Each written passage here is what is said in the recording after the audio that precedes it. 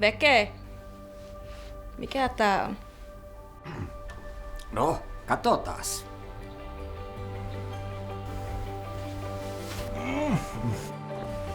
No niin, kuule. Sitä papan tuli nuorempana touhuttua kaikenlaista ja tossa on kuule, kun pappa alkoi golfaamaan.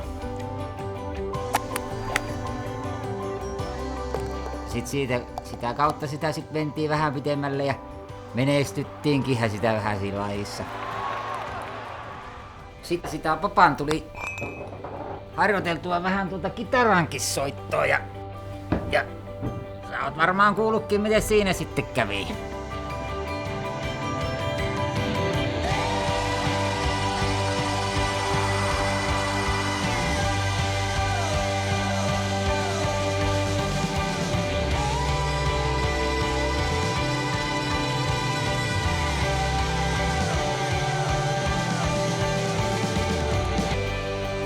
Ja mikäs tää sitten on?